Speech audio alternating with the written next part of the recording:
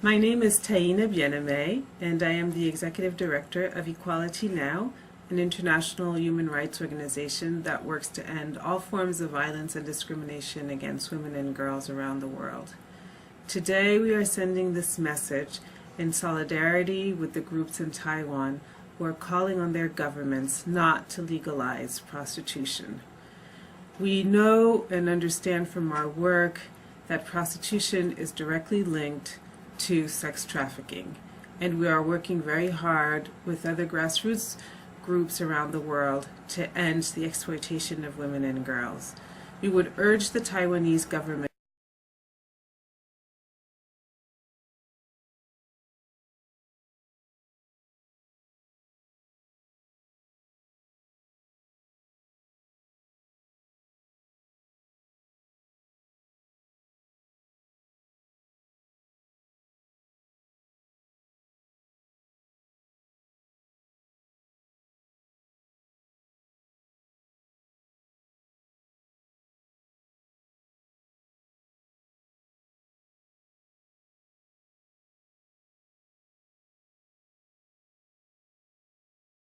Women's Coalition Ending Prostitution.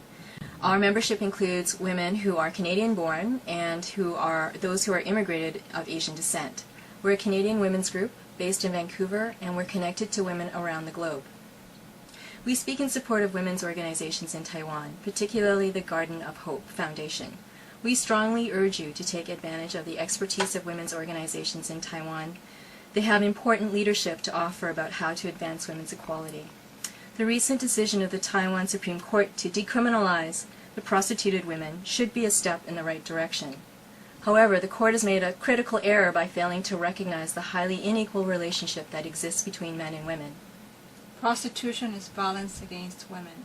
Changing the name of the violence that is done to women will not change the fact that men are enacting violence on women.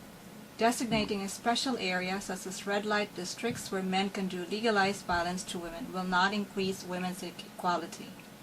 In fact, these steps will entrench men's commodification of women and develop the government's dependency on revenue generated by this practice if you allow prostitution to become a Taiwanese industry. These steps also go against the intent of the court decision because making it easier for men to buy and sell women will reinforce women's inequality. We urge the Taiwanese government to recognize the inherent violence in prostitution. This is a fact that is recognized by countries around the globe in several United Nations conventions and studies. The majority of women lured into prostitution are poor and of color. Poverty is an overwhelming pressure that feeds women into local and international sex industries.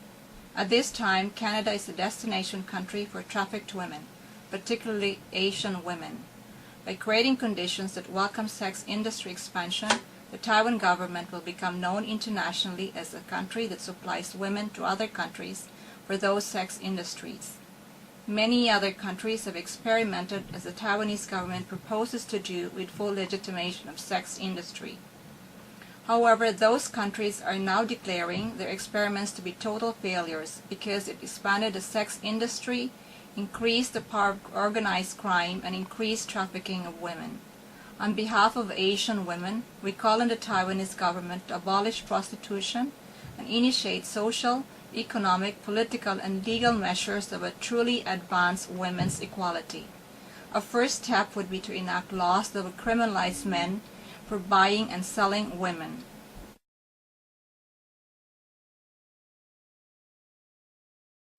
안녕하세요. 저는 한국의 평택 성폭력 상담소의 김정숙 소장이라고 합니다.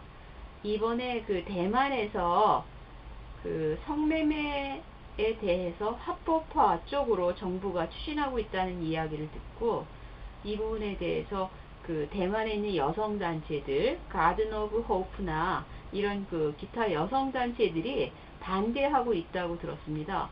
저희 한국에 있는 단체들로서 저희도 대만의 여성단체의 입장에 대해서 찬성을 저희가 표현하고자 합니다. 일단 저희로서는 성폭력이나 이 성매매라는 문제가 여성 인권에 대해서 굉장한 침해를 가져온다고 생각을 하고요. 합법화 시켰을 때 그 여성의 인권은 오히려 더 침해 소지가 많다고 저희가 들었습니다. 오히려 호주 같은 경우는 합법화된 이후에 여성에 대한 성추행이나 성폭력이 줄지 않고 오히려 늘었고, 그 다음에 그 여타 나라들, 그 밖에 나라들에서 오히려 성매매를 하러 그 나라를 찾아오는 경우가 많다고 합니다. 그래서 저는 이 합법화에 대해서 대만 정부가 추진을 하고 있다 그러면 이 부분에 대해서는 반드시 좀 달리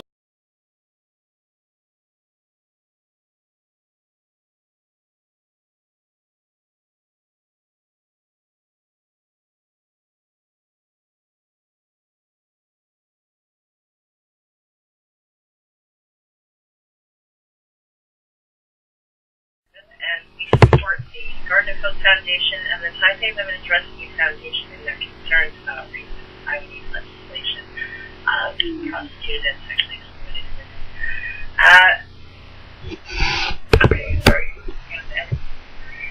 Some of the concerns the Canadian feminists have expressed with legalization have involved government profiting off of women's bodies and women's labor and the possibility of coerced or mandated labor for women in prostitution or in sexually exploited industries.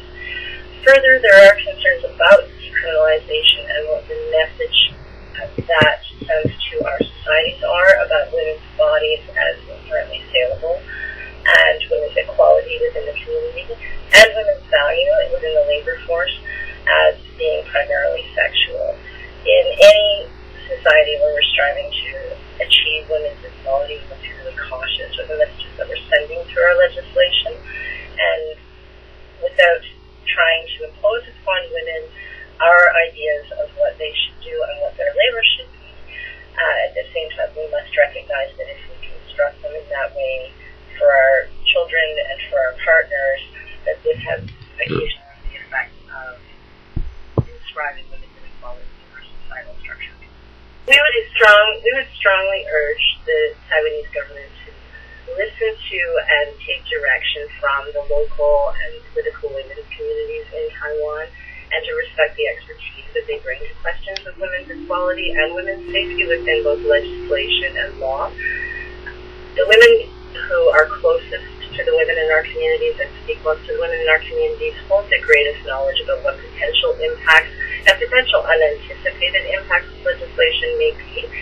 So we would fully support the government in hearing the call of the Gardner Coast Foundation and the Taipei Women's Rescue Foundation.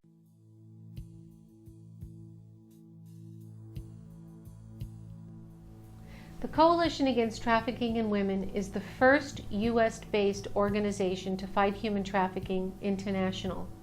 We are in our 21st year, and we are now the world's leading abolitionist organization that fights human trafficking with over 200 partners worldwide. We envision a world that is free of all commercial sexual exploitation and forced labor. We are an organization that is devoted to attaining the full equality rights for women and girls.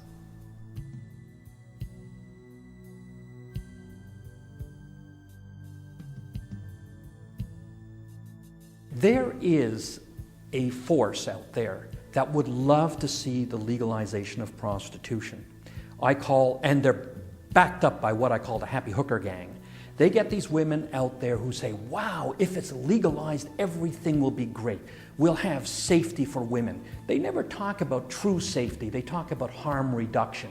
Instead of being raped 8, 9 times a month, maybe you'll get raped 2, 3 times a month. Instead of being assaulted 20 times a month, maybe you'll get assaulted 2, 3 times a month. Maybe instead of having 100 murders